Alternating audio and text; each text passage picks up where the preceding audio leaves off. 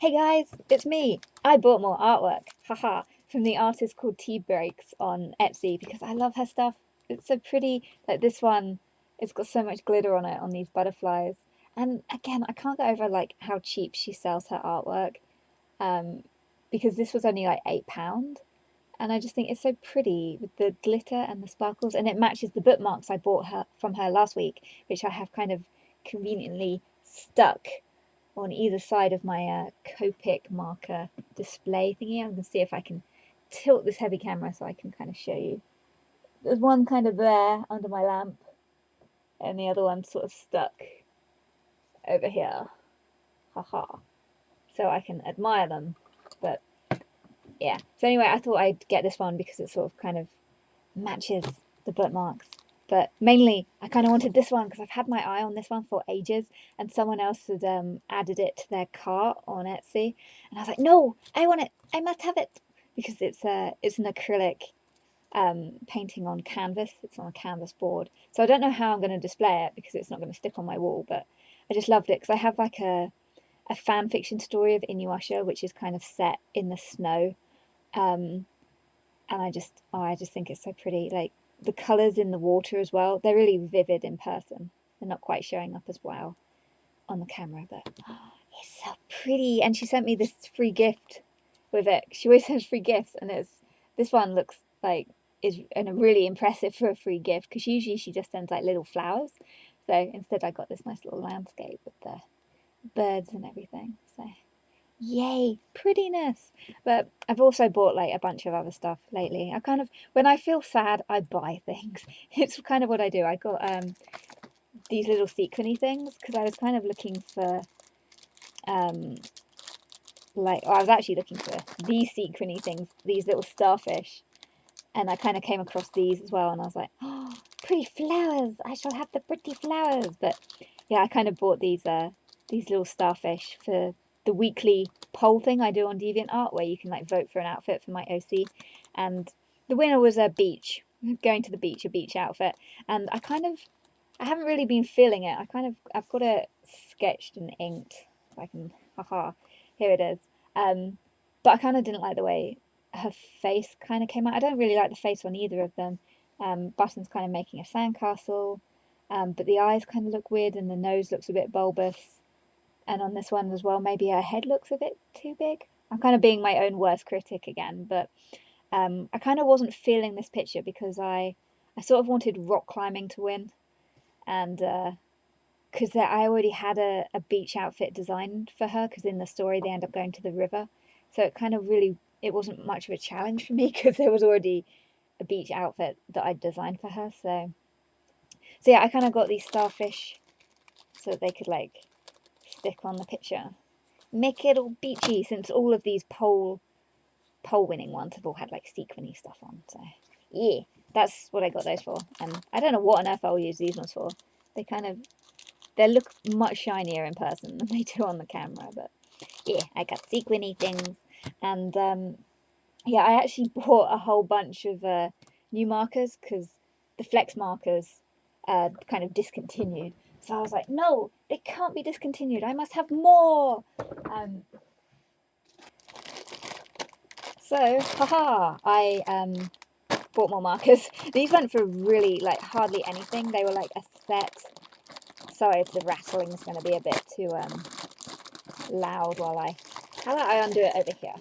That way I don't have to worry about you seeing the address. But these ones went for so cheap on eBay, and they've got like some of my favourite colours kind of in the set. So hopefully they'll be.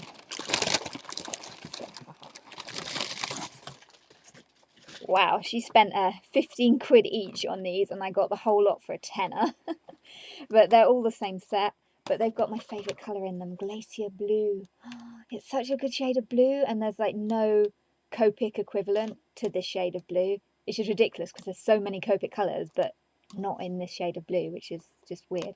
And I love Soft Aqua. That's another one of my favourites for when I was doing really big pictures for my OC Sarah, because I used to use this as kind of a base layer. So that's a good colour. That's a good colour. I love the Lemon Chiffon. That's also a really good colour. The Honeydews are good colour. They're all colours like I use a lot of, and they aren't Copic equivalents. It's so weird that none of these seem to have. They're similar Copic colours, but they're all slightly different shades. So I wanted to like double up on these markers because they're precious, because they've been discontinued. So yeah, I actually went mad. I didn't just get those. I bought a whole, because I didn't think I was going to win this auction. So I was like, well, I'll buy them from this other seller who's got a whole bunch. And yeah, so I ended up buying like a lot of these. I put them in this little plastic wallet that I had lying around. But again, I got more cool aquas and great glacier blues, and and I didn't just stop there. I kind of went even more mental, and I bought more markers because I'm just so worried about the colours running out and then never being able to have the colours again. I know it sounds really dumb, but yeah, I'll show you this is sort of my emergency backup marker box. It's so silly because you can never get refilled for any of the Letraset ones apart from the Tria markers that got discontinued. So I ended up like doubling up on some of my favourite colours. I'm going to put the camera up higher. Oh. But yeah, like the precious linens. These are the precious linens. My favourite skin colour, and there's only 2 left. Kind of hoarded them like gold. And I've got some like backup Tria markers as well. Because the problem with the Tria markers, which is why they were the first of the Letraset pens to get discontinued, was even though they were refillable, I've got a bunch of refills down in this corner, you could refill them, but then even though you refilled them, the ink wouldn't flow out of the nibs properly, and then you'd end up buying replacement nibs and the ink still wouldn't flow out of them very well. It was odd, like the way these were done, because unlike the Copic markers where you could just fill, you drip the ink in and there you go, it's all kind of loose in the barrel. These actually have a felt inside, like the inside of this is actually a felt thing with ink dripped into it. So the nib would then push into this felt thing and absorb the colour from the felt. It was really weird the way they did it, and it never worked all that well. So even though they were a refillable pen, you found yourself buying new pens to replace them anyway because they stopped working. So that's why I think these were the first of the Letraset pens that got discontinued, which was really annoying because they discontinued them just as I started switching all of my pens over to the Tria pens. It was kind of inconvenient, but some of these, a lot of these, like when I first started collecting markers in, I think it was 2012, I got my first marker set. You could get multiple sets and they all had kind of similar colours in. It was better value to buy the set, but then you'd end up with like a duplicate colour here and there. So a lot of these were like duplicate, like the Pro markers, they were all duplicate colours from like multiple sets. Like I've got an awful lot of greys, duplicate greys, like the same grey. And yeah, these were more greys. Because also there were an awful lot of deals going on eBay as well. Because this is like years worth of backed up pens in here, and this was like a limited edition. This was from 2012. They've been sitting in this packet since 2012 because I loved some of the pinks in the set and the green, and I was like, oh, but I don't want them to discontinue the set, so I better have a duplicate set. I don't know, I got really paranoid about stuff being discontinued. So I ended up with like duplicate sets so that I'd have duplicate pens, and then I'd like stocked up on pens I used a lot. Like these were the new purchases were these pinks, these pale blossoms, and some of the buttercups as well, these yellows. But a lot of these pens I've had in this box for a very long time. I even collected the empty Tria refill thingies. I took like the dead felt out and I kept like the plastic pot because I have no idea what I'd even do with one of these pots. It's just, it's an antique now because you can't even get them anymore. It says Tria on it. And I remember a lady in a shop once told me off for pronouncing it wrong. She said, it's pronounced Tria. And I was like, whatever. Or something. I can't remember if that's the correct pronunciation, or I was like, who cares how it's pronounced? You knew what I meant. So anyway, that is my emergency box of markers. They're special. So yeah, I'll move these out of the way. But yeah, bye bye marker box. So yeah, now I have the new ones to add into the box. They're not going to fit, but yeah, they're good for as well. Like I found the Letraset pens were so much better at like covering wide areas.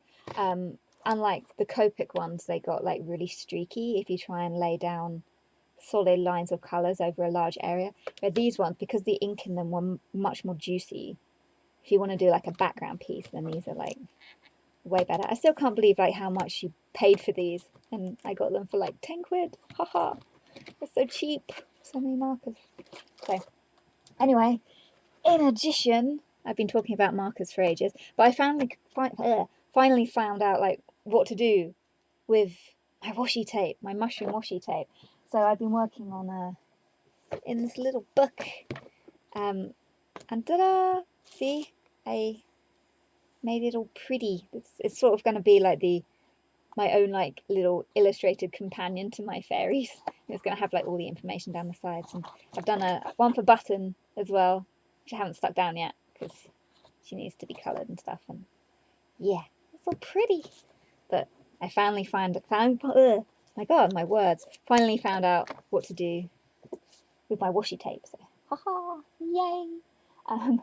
But yeah, story-wise, I took like some time off from doing my story because I don't know, I just I was feeling down with it, and I ended up doing like this mini comic-y thing, which it actually got it's had more views on DeviantArt than my regular illustrated story, but it's sort of like it's not up to like my usual standard of art because I was kind of just doing it for fun. I wanted like this mini comic because in that picture I just did, the medallion thing that's on Portobello's outfit, I did it in blue, and it wasn't until I uploaded it that I realised, hang on, in all the old pictures I've done of her, I've done it in pink, not blue.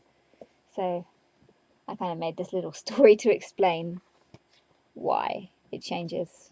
It's pink in some pictures and blue in others. So, haha, because I don't like continuity errors. But yeah, now that I've done this, it was a real pain. Like you wouldn't think so by looking at it, but these boxes are not straight. They're like ridiculously wonky when I tried to like kind of copy the image and then I pasted it into my editing-y thing to try and fit it in the little proper square box, and it was like, oh, I can't draw straight lines to save my life. But yeah, now that it's coloured, I kind of go, oh, I sort of want all the story to look like this because it looks more fun. But I don't know. What do you guys think? Do you like the comic version more than like the illustrated story, or do you like both? Because I don't know. I think I'd be up at it for like 10 years if I did it all in a coloured comic format. But yeah, after I did that, it got me sort of back into the swing of my story, and I sort of I sketched out all of chapter 4. All of my chapter 4. It's like a really long chapter, because there's so much of this. You meet Psilocybin, who's the fairy who can like foresee future events, and she has like so many like prophecies that get mentioned in this chapter, and there's like little scenes where like that is a frog, because she talks about a frog that jumps into a silent pool, and later Portobello like actually sees the frog jumping into the silent pool. And over here she's talking about ants, which is a whole point of series 2, part 2. I'm having trouble with my words today. But and then like at the very end there's this whole thing where she talks about waiting in the rain for ages, and spoiler, that's actually Dap and Chanterelle at the end of the story. So I'm careful not to say too many spoilers, it'll give it away. But yeah, so you'll see that whole scene at like the very, very end of part 1. So it's like a really important chapter because so much of what she says is really relevant to like the rest of the story, especially when she starts circling Button in like this one, giving her like the evil stare, and this one where she's saying about the little boy who's going to shed lots of tears. And Button's like, I wonder what you're going to be crying over. It's like, shut up, I don't cry. But yeah, it's when she's circling Button, she has like this whole prophecy thing of what will come to pass, which is really important for like the whole second part of the story. Is this whole scene, which will be just one page, but it's so important for like the rest of the story. But so anyway, I've been kind of really working my way through that, and it's sort of, I haven't been like uploading them. I've just been like working on them really quickly. Like these are the ones that have been uploaded. Haha. It was kind of a pain with the mystic twiddly stuff, because it didn't show up when I scanned it in. So in like these ones, I've done it much darker, so hopefully it will show up. Unfortunately, I creased the page on this one. So I've got a couple of, these ones will need to be uploaded. This one was a bit of a pain because it shows the mushroom throne that she sits in, and there was just lots of shrubs and stuff and details, and it's so tiny. I could barely ink any of it because it was just like, it's like, it's so tiny. So those are like the done ones, and I've got like this whole pile over here of waiting to be inked ones. I kind of like the way this one came out. I was trying to do her with her legs crossed, but it doesn't really, I'm not good at that. I was like, anatomy fail. But you can't really see anyway. It's mainly focused on the whole chair, the whole throne thing, and her giant eyes. She has like super giant cat eyes because they've got like little diamonds in them as opposed to like the regular eyeballs. So I got all these ones waiting to be inked at some point. And that's Indigo L got told off for staring at her missing arm, because he's actually kind of found psilocybin actually really attractive. So haha. And that was Button trying to make everything better. So that's as far as I've got, and yeah, thanks for watching my video, which was a bit all over the place with stuff I bought and so many sequins and things. So yeah, thanks for watching, and I'll see you guys with my next updatey thingy. Yay! Bye!